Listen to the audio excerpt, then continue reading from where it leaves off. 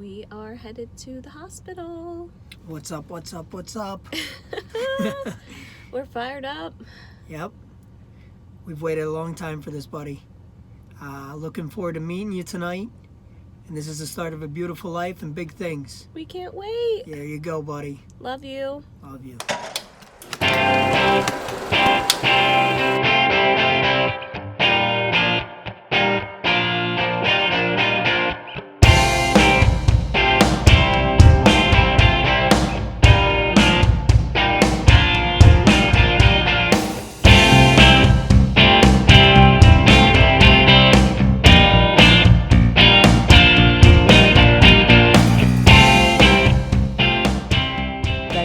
Saks Fifth Avenue and Net-a-Porter.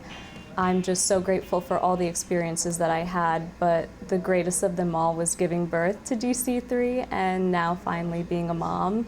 It's a journey that I love to share with all of my old friends, new friends, co-workers, and I'm just happy where I am. I met Dan. I knew he was the one. We love to travel, we love food, we love wine. And I think at the back of our minds, we knew we wanted to be parents, but we had no idea what was in store for us. And so sitting on this side of the fence, it's unbelievable. So we actually had Dan, we got pregnant 3 years into our marriage. And we were trying before that, and it just so happened to be that on the third year, DC3 was ready. There is no right time ever, because if that was the case, then everybody would be doing it. But I will say that we knew we wanted to have a family. We knew we wanted to have multiple kids. And I think both of us looked at each other and said, we've lived such a great life to this day. Let's make it better. Let's take it to the next level. And that's when we decided, okay, what is that journey going to look like? And how can we better prepare for that, especially bringing a human into the world? So this is where family of origin comes into play. There's a reason why we are the way that we are. There are things in my life personally that I've had happen in my life, so I can use that as a reflection of the future. Do I want to take the good, the bad? Dan too, he grew up in a family with 2 brothers, a sister, big family. I had half brothers. So for me, it was looking at what do we want to take from my family of origin and what do we want to take from Dan's family of origin, and how can we make it our own? Oh my gosh, it's unbelievable. Because Dan and I talked about it, we wanted a child, we wanted a family, so it's not, we're not done yet. But when you first look down and see the 2 positive signs, you're speechless. You look at your partner and you say, holy crap. So there was a part of me that was feeling very off. I even remember we were out in California. It was Easter weekend, and normally I'm outgoing, I'm fun, and something was very reserved and quiet and still in me, and I said, okay, something's off. I said to Dan, could it be? And he said, I don't know, let's not speculate and get our hopes up, and it was. Dan is very cautious. I'm like over the moon, calling my mom, and you have to take a break, especially with pregnancy. It's delicate, and I think he was more cautious to celebrate and said, let's kind of wait and see where the next 12 weeks bring us. So we were really mindful of kind of sharing the news. It's wild. As the weeks go on, there are different milestones. So you hear DC3 will have a heartbeat, or he'll start kicking. It's just wild. And because it's my first child, Dan and I were going through this journey again, like first time, everything was exciting, and every corner you turn is exciting. Pregnancy is much slower now that I'm, of course, have a almost 7-month-old at home. I look back at my pregnancy and it was slower than how life is flying by now. So it would be weeks before maybe you might hear a heartbeat, or maybe you might feel a kick, or then turns, and it's a slower process, and it's a long 9 months. Yeah. And so when that kid comes out, goes quick. Yeah. Sorry in advance if tears come, but it was, again, like I said, pregnancy is a little bit on the slower side, and those last few days and weeks, you're just waiting for this child.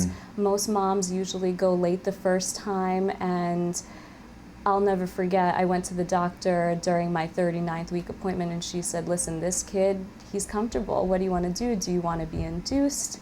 And Dan and I made the decision that at 1 week plus, so 41 weeks, that we would go. We went into the hospital. We knew that it was planned. And that's the thing. Everyone who has a plan, I can honestly say, it sometimes doesn't go like that. You're going to get tossed a curveball. And when I went into delivery, I went in at 7 p.m. I was induced, and then by 9 in the morning, I was 9 centimeters dilated. I would think that I would start giving birth fairly soon. And my doctor made the decision to wait until 12 in the afternoon. She gave me my best option to let him lower down the canal as much as he can. Yeah. So basically it would be an easier delivery on me. Unbeknownst to us, his heart rate was getting lower and lower as we neared 12. And so when I started pushing, she came into the room, she said, okay, like, it's go time. And it went from being myself, Dan, the doctor, the nurse, and immediately we kind of knew something was off because my doctor is very calm by nature. And she looked at me and she said, I want you to pay attention to what I'm saying, that we have a little bit of an issue and you only have 3 pushes to get him out. And at that point, I looked at Dan, and again, it was definitely difficult to know that I only had 3 tries, but I pushed once. In between breaks, Dan gave me oxygen. I pushed twice, and then on the 3rd time, he came out, but he wasn't breathing. So the hard part on my end was done, but now I think the most difficult part was emotionally. You just delivered a baby, and you're waiting for the first cry, but the room was dead silent. So I look at Dan, Dan looks at me, both of us have water in our eyes, we're not really sure, and basically it was the longest minute of our life. It went from being the 4 of us to 15 people in the room raced in. Obviously, most of those people were to tend to DC3. And after what felt like eternity, he finally let out his first cry. And at that point, I just realized how my journey was just, I had the perfect pregnancy.